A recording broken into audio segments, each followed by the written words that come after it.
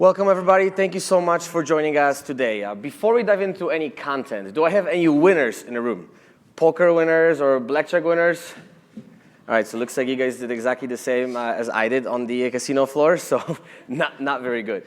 With that said, my name is Matt Gibietz, and I'm a lead solutions engineer with Dynatrace. Now, today, I have a pleasure to share with you an awesome story. But luckily, you guys will not only hear from me, but you'll also hear from Ustad Singh, who is the observability architect at BPX, and you'll also hear from Narayan Shankar, who is the partnership manager and alliances with AWS for the energy sector. Now, the story that we'll be sharing today is about collaboration and about a story of better together, how BPX, AWS, and Dynatrace collaborated to help with cloud migration, application modernization, and cloud deployment strategies. So with that said, before we actually dive into any other content, let's just go through the agenda. So if you guys take a look at the agenda, hopefully you guys like the very warm introduction in here. Now, the next thing that we'll dive in is a little bit more about what AWS actually does in the energy sector. Now, we'll talk a little bit about Dynatrace, but as I promised you, the star of today's show will be Ustad and the BPX story and how they collaborated with AWS and Dynatrace on their cloud deployment strategies. So with that said, I'll pass it to you, Narayan, and we'll go from there. Awesome. Thank you, Matt. First of all, I'm super delighted to be here. This is my second re:Invent, and got to meet so many customers and partners, and I hope you're having an amazing time like me here. So, let me see. Okay, there we go.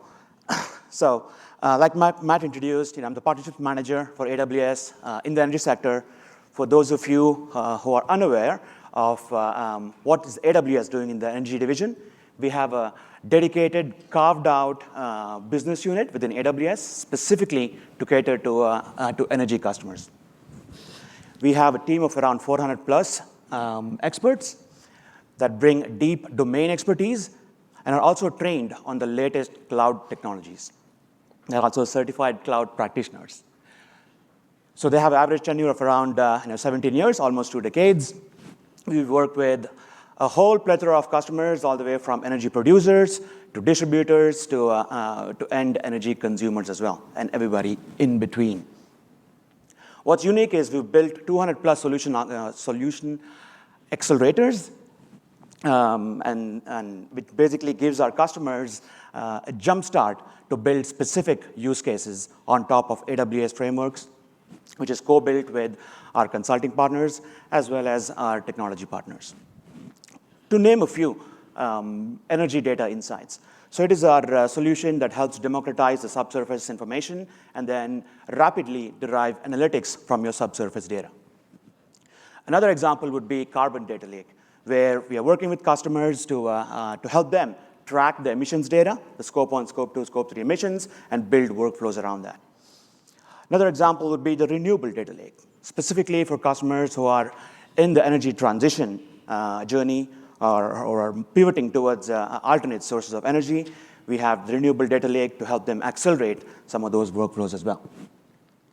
And we couldn't do this without our partner community. We have a very vibrant ecosystem of partners, 130,000+ partners that we work with, that help augment the efforts and build specific use cases and bolt-on solutions on top of the AWS services. All right, so as we all know, the energy landscape is changing, and AWS would like to work with customers in whatever their journey looks like, right? We believe in working backwards from the customers and bringing a unique set of industry expertise, services, solutions, and partner technologies to the table, and help our customers with their unique business goals. Now, our key objective within the energy space is to help our customers produce energy in efficient, cost-effective, and in a sustainable way. As you can see here in the visual, you have a glimpse of the entire energy value chain and the different segments of the energy business that we operate in. Towards the middle, left middle section, you see the traditional operators, the exploration companies, the midstream companies, the refinery and downstream companies. We also work with customers who are bringing new energy sources and renewable energy sources online. Towards the middle, you can see the utility companies, right? They're investing in technologies like smart grids to make the grid more resilient as it scales towards new forms of energy consumption, as well as wastewater management and different sustainability initiatives as well. Towards the right, you have the energy consumers, right? The energy consumers can be a B2C, B2B type business, and they are constantly interacting, using their apps, using different call centers to interact with the energy-producing companies.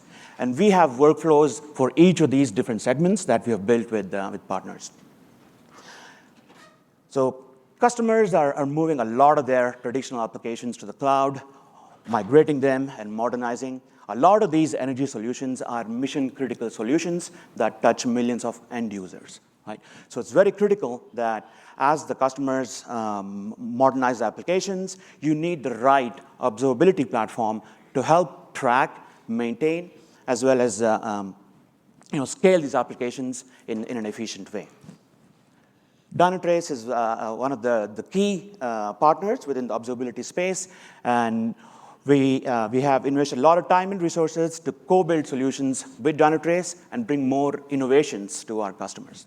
So with that, I'll pass it on to Matt to talk a little bit more about what that partnership looks like and how we bring some of these joint innovations to customers like BPX and other energy customers. Thank you. Awesome. Thank you, Narayan. So who in here knows AWS? With a show of hands. OK, perfect. How about BPX? OK. How about Dynatrace? All right, awesome. So we pretty much have everybody that know at least something about Dynatrace. Now, who is Dynatrace? So Dynatrace is an observability company. And our goal is to help our customers find performance and security bottlenecks in your environment and remediate them before they actually impact your users. Now, we have been the Gartner Magic Quadrant leader for observability for 14 years. We are very proud of it. So as soon as that ranking came up in observability, Dynatrace has been leading the way, collaborating with great partners like AWS. Now, we are also a very agile company. So we want to make sure that we deliver innovation and new capabilities to our customers on a monthly basis. So you guys will see that we are actually releasing around 25 times a year. We really walk our talk in here. We help customers be agile, but we are also agile. Now, we are also a publicly traded company, so on the New York Stock Exchange, DT symbol, so load up because we are going to go to the moon. You guys heard it here first, so that will happen. Now that you know a little bit more about the company, let's talk a little bit more about the actual solution. So I talked about us helping our customers become proactive and find issues and bottlenecks, whether they're performance or security, and remediate them before they actually impact your users, before they impact your customers. That's a pretty bold statement if you really dissect it. So how are we able to do that in such a complex environments that you guys are seeing today? Now, Ustad will actually tell you how they did it at BPX. But just to look a little bit under the covers of Dynatrace of what our solution brings to the table that allows us to help our customers. The first ingredient of our secret sauce is the fact that Dynatrace is a goldmine of information. We will capture information from the infrastructure side of your environments, from the cloud services side, from the application side, from the real user monitoring side, from the digital side, from the deployment side. Now, the key differentiator in here for Dynatrace is the fact that we will do it with a single component called the One Agent. So it's very easy to start collecting all the data from your environments, no matter how complex your environments are. And you will see in Ustad's example that was very helpful because they were able to very quickly ramp up and capture all the telemetry that they needed to derive the answers that they were looking for. Now, the second secret sauce ingredient is AI Apps Engine.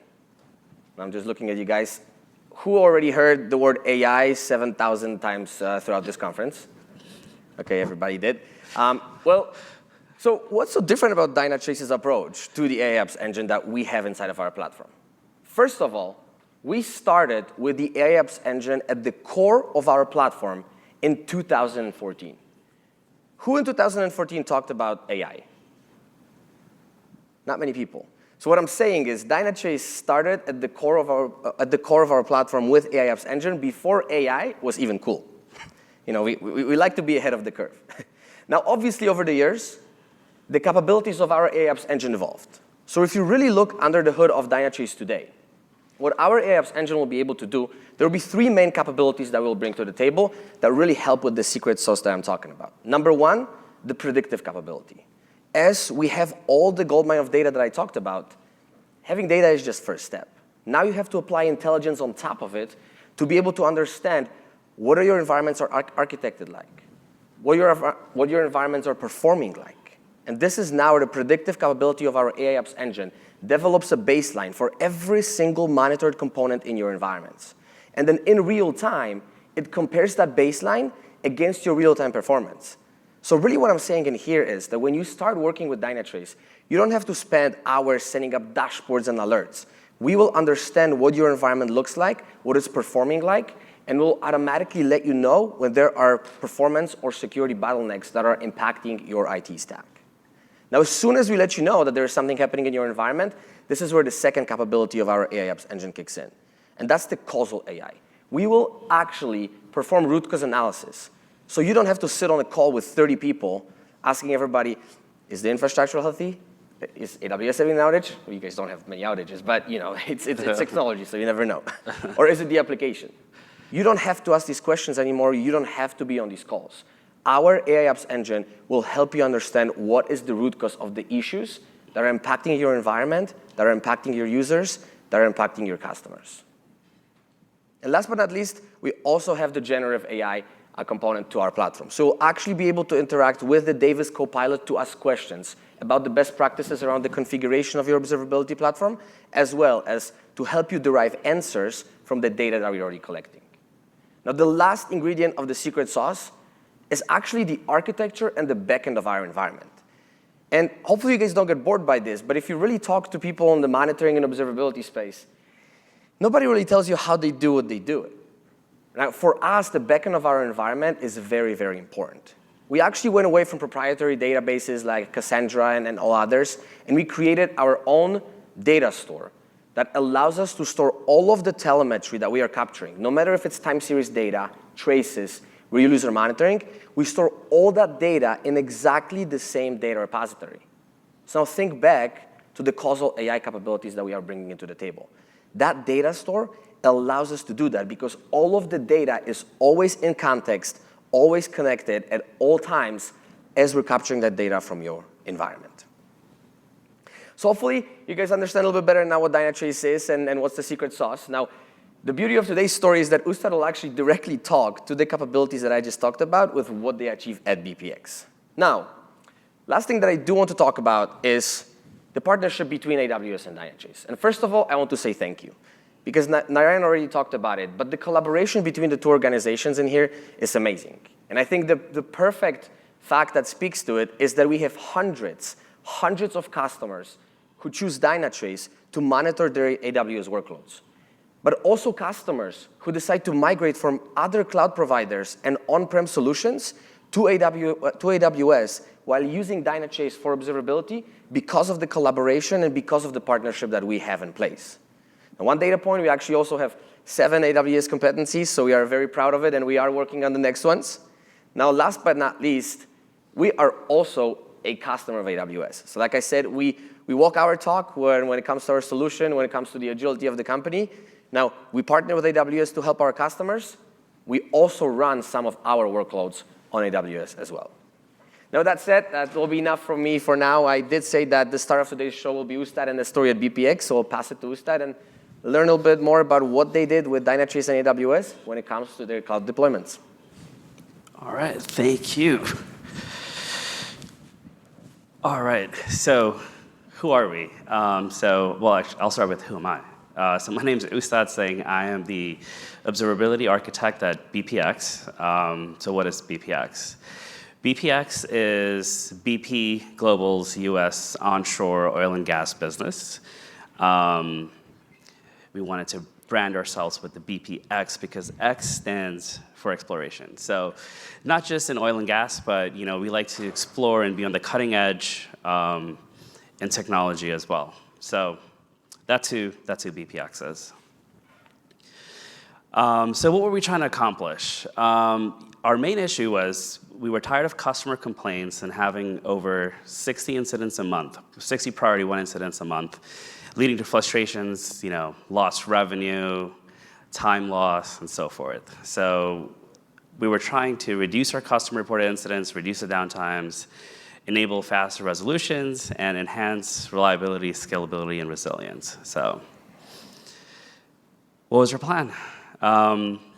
We started with coming up with a high-level design, right? We wanted to try to get as many data sources as possible. We wanted to, ingest everything we knew about our environment: logs, metrics, traces, metadata about the data, network data, anything and everything you could think of. We wanted those inputs to go into our observability platform, which was unknown at the time. And some of the capabilities we wanted the platform to have were being able to correlate all of this data at a massive scale, right? Be able to contextualize it and help us with root cause analysis. And we figured our outputs from this is going to be basically alerts, right? Alerts and some type of signal. So this is kind of where we started. And there were a couple of KPIs we were going to start to measure, right? We wanted to see near zero downtime, right? So we want to act before our customers know that something's wrong.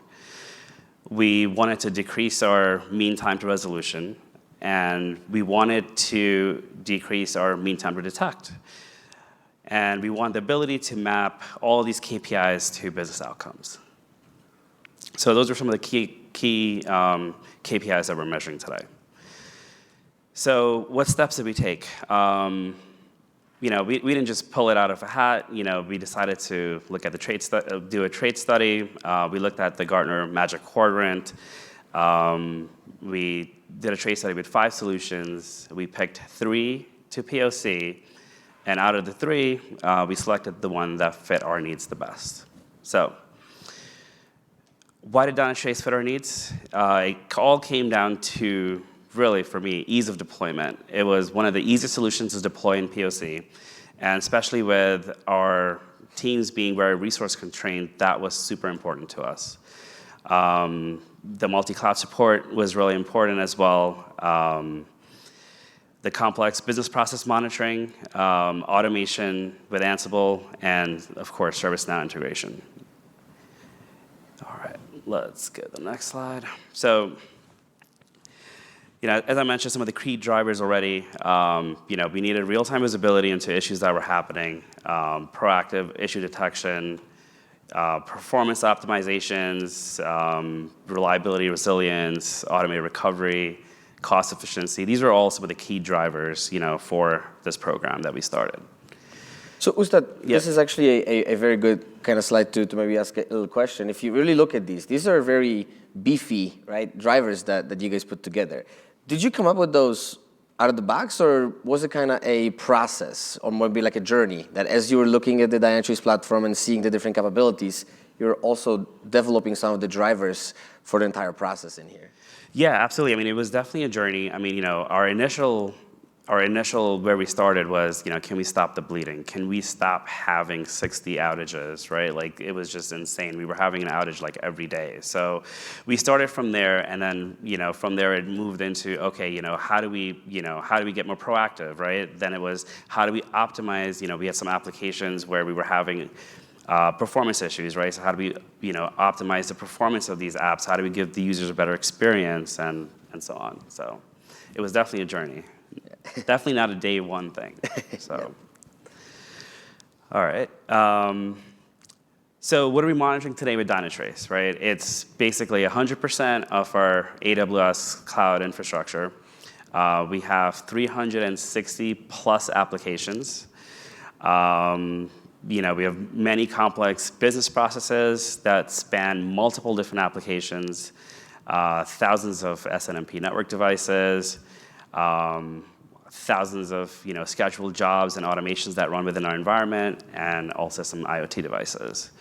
And then when I say 100% of our AWS cloud infrastructure, I mean everything from Lambdas to managed databases, VMs, everything in between. So,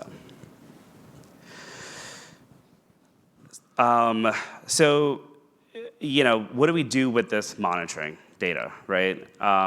So we have all this monitoring that we're doing now. We have all of our Lambdas instrumented. We have all this great information coming in. But what do we do with it, right? So the way we look at it with our teams are, there's different personas, right? And everybody needs different information. And Dynatrace really makes that easy for us. So for the business, the business just cares about certain KPIs, right? They just want to know, like, is this thing reliable? Like, is it working? Is it not working, right? So we have different views and different things that we have built on top of Dynatrace to facilitate that. So from all the data that comes in and the signals that go out, some of the things that we also have are these different views for all these different personas.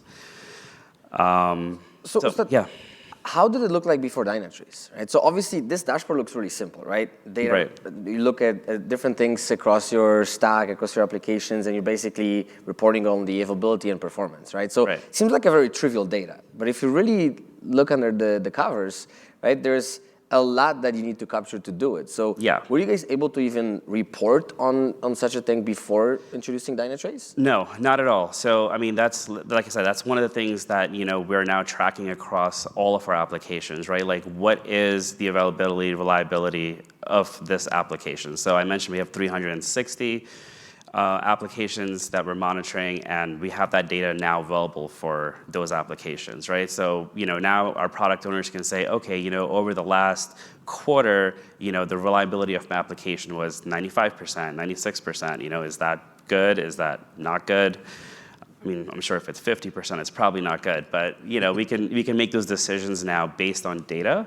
Previously, I think it was a feeling, right? So it was a feeling that, hey, my application's running great because I didn't really hear any issues from the business. And then certain applications, there was a feeling that they were really horrible because you heard a lot from the business. They were upset, So it was all a feeling. So now we actually have real numbers, and we can say, hey, you know what? I know you feel this app is bad, but it was really just 30 minutes of downtime in the last quarter, which is amazing. So, Yeah, no, that's great. yeah. App teams, so what do our app teams care about? So, with all the monitoring we're doing for applications, there's certain KPIs we look for, right?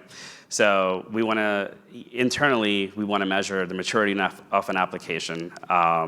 We want to, measure the MTTRs, right? We want to see, response times, how many users are using the application, is this even being used or not used? And for some of the app teams, what's important is, the network. Is my network working properly or not? That's the main question we always have to answer. So network connectivity, application health, service health, database health, so those kind of things. So these are just like a snapshot of, some of the KPIs that we measure for our app teams. So could you actually dive in maybe to, I think that many of these, a lot of folks will understand in here, like the database health, service health. I actually think that the two very interesting tiles is the cost per month and specifically carbon impact, right? I mean, you guys being in the energy sector, that's probably something that's very important for you guys, right?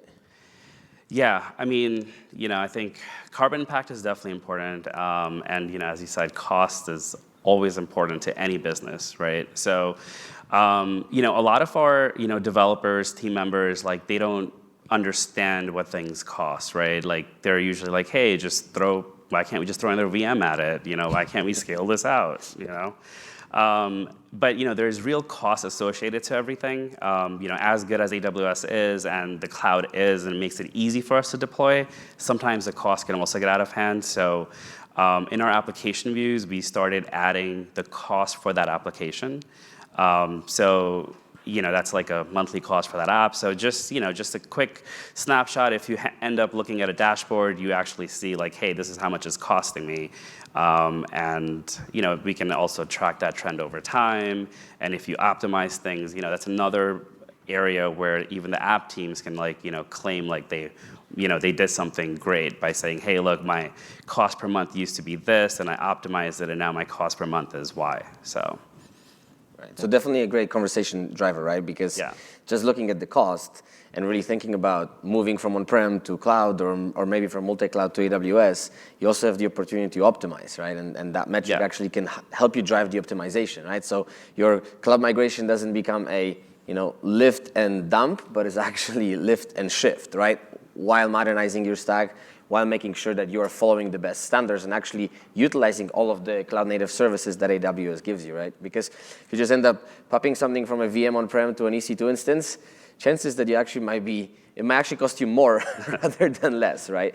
But the capabilities with AWS in here are great. So being able to have that visibility in here, right, helped you guys also modernize the stack in the right way. Yeah, absolutely, absolutely.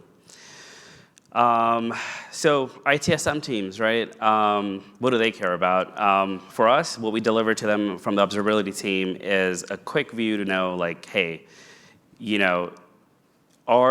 is this application performing like it's supposed to with their SLOs or not, right? Is this an issue that one user is having, or is there actually a detected impact across the board? So, even though the data and everything I've talked about literally is all coming from all the different data sources and all the monitoring that we're doing, right? But as you can see with each persona, it's a completely different view because that's literally what we want to deliver what people care about. So for our ITSM team, they just care about looking at, hey, are there any open issues for this app? Is it working correctly that we know of? Great. So this way, they know like when a user calls in, we can say, hey, yes, we're aware of the issue. We're working on it, or this may be related to just you. So let's try to see if we can debug and see what's going on in your scenario. So I actually love that dashboard because, right, it actually shows you what's happening inside of the application before the user calls in. Right. Yeah. So it really speaks to the proactiveness instead of being reactive and kind of rely on that feeling that you were talking about. Right. We have a feeling that the application is not performing well because somebody is complaining, right? Or vice versa.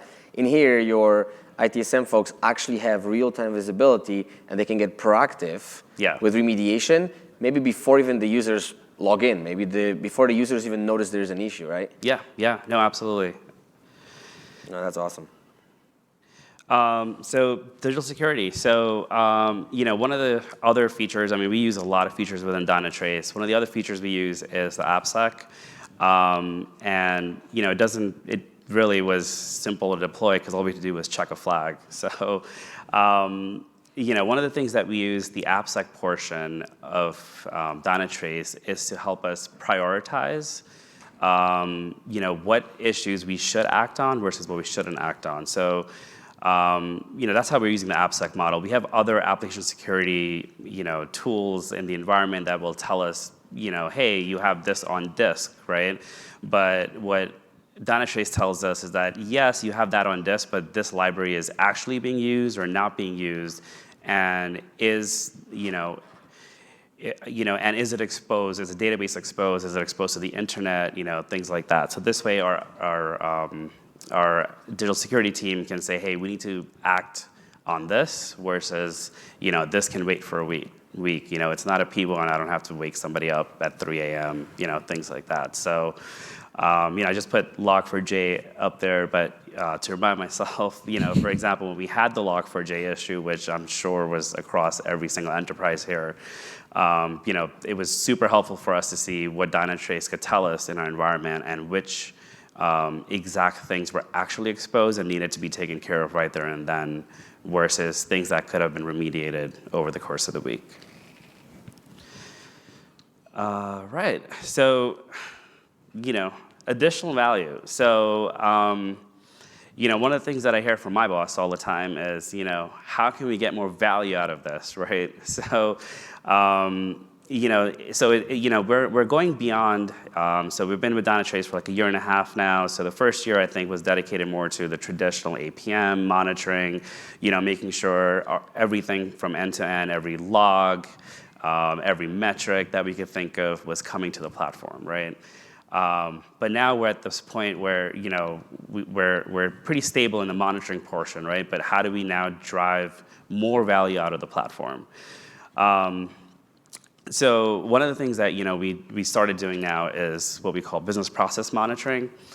We are looking at these things that we call biz events within Dynatrace to basically trigger data about different processes that are disconnected but connected to us, right? So to us, these like 20 different things that happen in a chain or whatever make up one thing. So we've started to get those signals in to then say, okay, well, this thing broke at this point, and instead of it being a disconnected thing going to one team, now we know that, okay, well, this one process broke, which broke these 7 other things, and that's why these 7 things are broken, and we don't have to go hunt for that. So it's really helping us kind of put everything into context, which has been super helpful.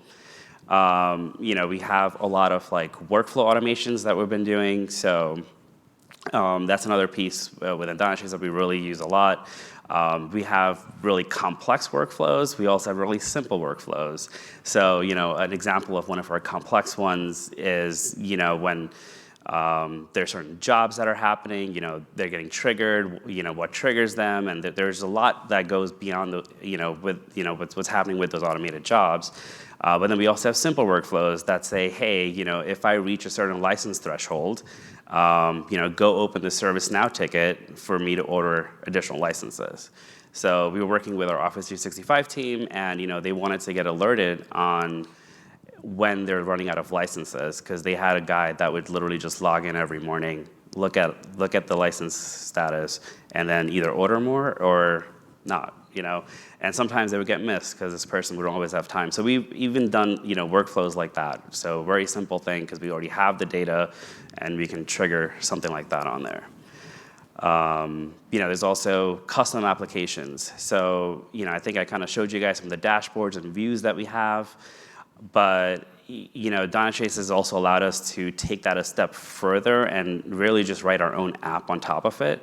The only reason you would want to do that really is because sometimes dashboards are neat, but you want to have like very advanced functionality, and you can build that on top of Dynatrace. So we have a couple of apps that we've already released out there. One of them has to do with our network monitoring. We're bringing network monitoring data there. We have application data, and it's really just to answer the question, is it the network? So we created an app that literally answers the question. You select your application in there, and it'll tell you if it's the network or not. So there's also ability to do automated alert responses, right? So a lot of times, if you guys think about it, you get a alert for a disk space, right? 99.9% of the time, you're just going to add more disk space. So, that's a really simple one where we've like automated the response is, okay, well, if this alert happens, it's in production, we're always just increasing the space. So why not just take that step out and do it automatically? So that's a simple one. We had another instance where we had a Java application that would constantly crash. And the vendor knew about the issue, but the fix wouldn't be there for a month. So we had to, figure out a way to remediate this, right? So every time like it would, crash, we would just have to restart it. So why even, we were sending those signals, but why even do that? If we already know we're going to just restart it 100% of the time, we might as well automate that piece. So that's another, example of some of the automated responses that we did. All right. So, with all of that, like, what are our overall results? So over the past year, basically, we've measured 140% return on investment. We've had significant cost savings, enhanced operational efficiency, automated outage handling, and a lot of time savings, for sure. How did you guys calculate the 140% return on investment? So it wasn't just like one simple answer to that, right? So like I said, there was a lot of those things that are under there, and the slide contributed to that ROI. So like I said, we're, as a team, we're always trying to deliver value, right? Like internally, we're a cost center. So how do we prove that we did something great, right? Is we have to consistently prove our value to our business. And so we're always like measuring, right? So I think I talked about those KPIs earlier. So, by us helping a team reduce their MTTR or the MTTD, right? All of those things, add to the incremental value that we delivered. And so it's not a simple answer, but it's, a lot of those things. So those cost savings, by, helping our optimization team figure out, hey, what are the resources that are, over provisioned, right? Those are hard dollar savings. And then there's time savings, right? By knowing, now we're reducing the time that people are spending to figure out where the issue is by telling them where the issue is, right? So like we've really reduced our mean time to resolve for a lot of things. So like that also brings on savings. So it was a complex mathematical thing there, but that's where we're at today. No, absolutely. Yep. And so I'm going to hand it back over to you, Matt, so you can show them a little bit of the platform. Thank you. So we figured, presentations are great, and hopefully you guys are enjoying the conversation, but we wanted to keep it a little bit more entertaining, so we're also going to spend a little bit of time actually in the live environment, so you guys can see what Dynatrace can do, and then actually see it in action. So let me see if we can work it out technically in here. Perfect. You guys should be able to see my screen, right? All right, awesome. So there's a lot that we talked about, right? If we really start thinking about everything that Ustad just mentioned, the ability to start the journey with Dynatrace and AWS and actually, as he said, I love that, he said stop the bleeding, right? Right. But how do you stop the bleeding, right? You have 60 outages a month, right? So basically outage or 2 a day. How do I figure out where these outages are? And the screen that you guys are looking at right now, we in Dynatrace call Smartscape topology. Now, I gave it my own name. I like to think that sometimes I'm creative. And I actually call it the real-time architecture diagram. That was one of the first things that BPX did to understand actually what their environment looks like. And because if you don't know what your environment looks like, whether it's fully in AWS or whether it is a hybrid environment, how can you understand where there are issues? How can you understand what these issues mean to the business? That's why Ustad was talking a lot about the feeling. Like there was a feeling that application is performing well, or there was a feeling that application is performing poorly.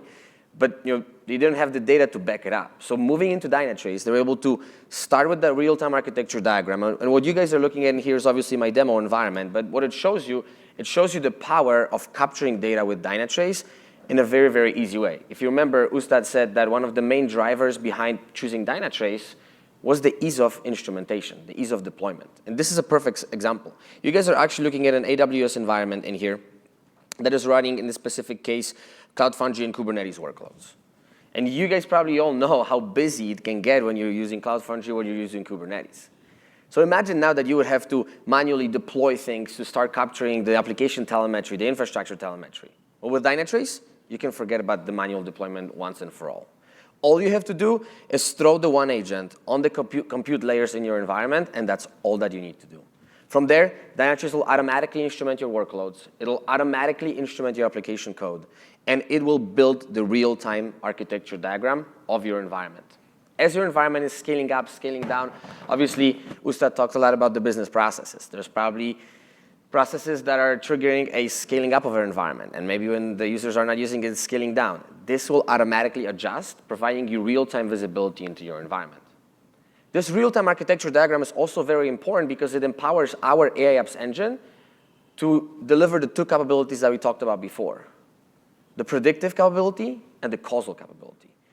Every single component that you're looking at in here, even though that this is, let's call it a 10,000 or maybe even a 30,000-foot view, if you look at an infrastructure level, we'll capture CPU, memory, network I/O. If you look on a process level, we'll capture the memory footprint. We'll capture the worker processes. We'll capture the time spent in suspension. If you look at the application code, right, you will actually look at, let's say, Nginx piece of code, and you will look at the response times. You will look at the throughput. You will look at failure rate.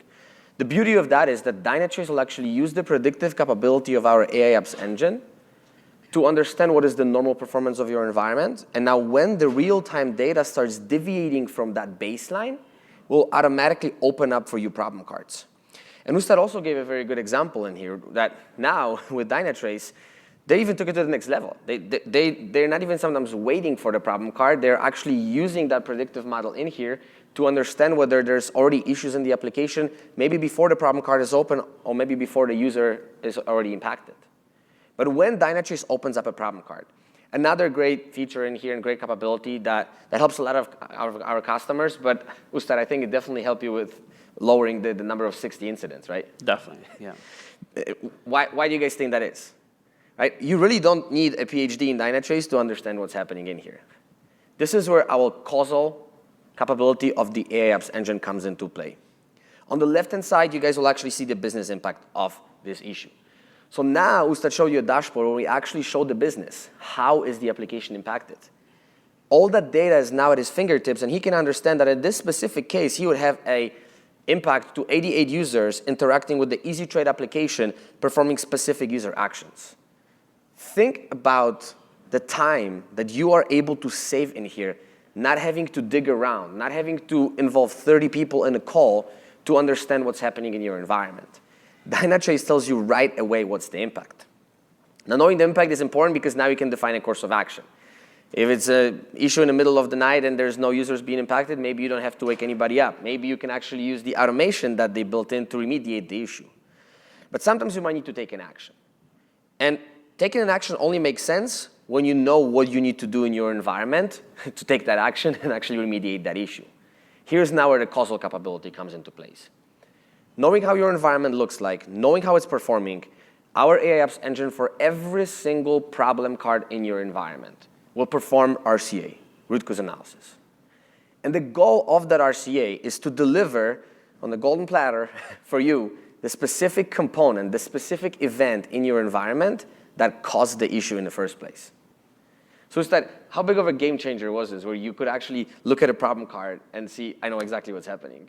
Yeah, no, I mean, it's definitely been a huge game changer, right? And especially then tracking, like if the same components are breaking over and over again, right? You can prioritize with your dev teams to say, hey guys, look, this has caused me 20 failures in the last 20 days. Like, we need to fix this first. So it's definitely a game changer. Yeah. Absolutely, right? So now you have all of that at your fingertips, so you can engage the right teams, get it remediated, in some cases hopefully be proactive enough so nothing else happens in your environment, nobody even knows that there was a bottleneck, that there was an issue. Now, we looked at everything maybe from that 10,000-foot view, but let's go a little bit deeper. I'm sure some of you is wondering, well, what happens when I'm telling you that the root cause of this issue is a database? Well, some of you are thinking, well, what do you mean by database? And the beauty of Dynatrace also is that we are coming in with a lot of built-in analysis tools. So you're literally one click away to understand what caused the failure in a database. We'll specifically call out for you the exceptions and the reason for the failures. We'll show you the exact database calls that was impacted.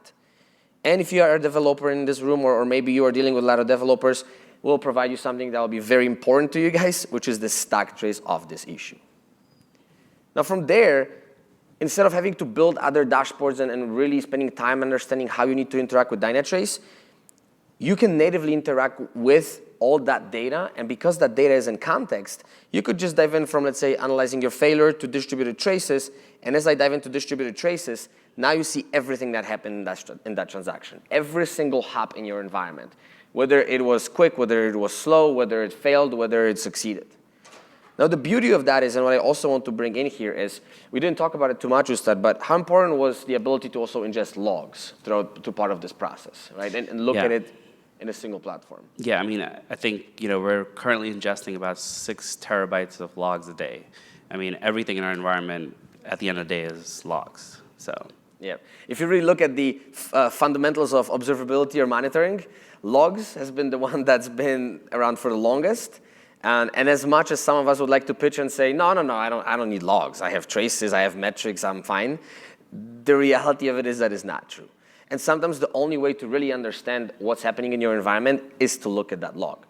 Sometimes your developers just natively will log things in the log rather than actually triggering an exception. Well, so think about this. I'm looking at a piece of code in here in Dynatrace. I can tell you what's happening on the code level side. I can tell you how much time you're spending. I can tell you what method, what function is executing. But I can also jump into logs, and I can see every single log message, every single log event that was being generated. Single pane of glass, unifying all the data for you. So in that case, you don't have to be jumping between Dynatrace or any other tool and now manually correlating that data. And so whether it is an actual performance issue, I actually find a lot of customers use it in here for business issues, right? Maybe from the performance perspective, everything is fine. A bunch of 200 calls, but maybe the payload didn't carry the right value or the right variable. And now the call actually from the business perspective fails. So here's now what Ustad was talking about, not only monitoring their environment from the performance perspective, but also tap into these business processes, right? Right. Understanding if the business logic is actually working well, right? Yep. Now, the last thing that I wanted to show you guys on the demo before we actually talk about the future state of the collaboration here with AWS and BPX, and we'll open up for some Q&A, is the security portion. I actually was going to ask you a question when you were talking about the security, but you covered it so well that if I asked the question, you would just have to repeat what you said. But I don't know if you guys caught it. One of the words that Ustad used when talking about the ability to work with Dynatrace application security is the word prioritization, right? I mean, I'm sure as BPX, how many security tools you guys already had in-house that told you about Log4j? At least 4, you know. So now you're in the scenario where, so I have 4 tools that already tell me where all of the Log4j is. Why in the world would I enable another tool, another platform like Dynatrace to tell me more about it? And the one word that explains it is prioritization. How does this work with Dynatrace? We know how our environment is architected. We know how it works at all times. You guys are right now looking at 471 vulnerabilities. There's plenty of tools, even here on the Expo, that can give you exactly the same numbers. Now, not many of them can actually come in here and add context to it. Again, having all that telemetry, having all that data from your environment, all I have to do is come in here and say, show me only vulnerabilities that have public internet exposure. And show me only the vulnerabilities that have public exploit published. And last but not least, show me only the ones where I'm actually invoking the vulnerable function. And maybe sometimes we're beating the Log4j scenario to death, and we use it so often, but it's such a perfect use case in here. Because Log4j was such an important framework, it was everywhere. But when you had thousands of vulnerabilities in here and going through an Excel spreadsheet, your developers really quickly were realizing that most of those frameworks are either in a code that's in a lower environment behind a firewall, or maybe you're not actually even invoking the vulnerable function that could expose you to a threat in here. With Dynatrace, Ustad was able to do this, right? Right. At the filters and at his fingertips, he knew exactly what his developers, what his application teams have to prioritize. So with that said, I just wanted to make sure that we show you guys a little bit of the live demo in here, live demonstration, so we don't spend all the time in the PowerPoint. What we are going to do next, we're actually going to dive into a little blurb about the future collaboration between BPX, AWS, and Dynatrace, and then we'll close out with some Q&A. So Ustad, I'll pass it back to you. Awesome. Thank you. So, you want to switch it back? Yeah. All right. So, what does the future hold for us, right? So we are a big AWS customer. We build on AWS, and I'm sure you guys have heard AI like 100 times, thousands of times in this conference. And as a matter of fact, we have another session from BPX that my boss is giving on AI at this exact moment. So, what's next for us with Dynatrace and AWS is really now, as we move into that new AI and start using some of these features and start doing these large AI deployments and start using LLMs, the next step for us is really how do we now monitor this LLM deployment that we're doing internally. How do we see how it's working properly, what it's costing, is it really driving the value we thought it would deliver? So that's literally what's next in the next month, 2 months for us. Awesome. Cool. Well, we have 2 minutes left, so definitely want to give you guys enough time to head to your next session if you guys are heading. So thank you so much for your time. I know it's Thursday, and maybe you're already tired with Vegas, but thank you so much for joining us, and hopefully we'll see you guys next year as well. If you haven't stopped by our booth yet, the Dynatrace booth is booth 614. We will be there today until 4 p.m. We still have some swag left, so stop by, and then we can continue these conversations. And if you're staying behind, this evening we have the AWS customer reception, a replay, so you're more than welcome to have some fun and relive some of the moments from this week. Awesome. Thank you so much, guys. Thank you.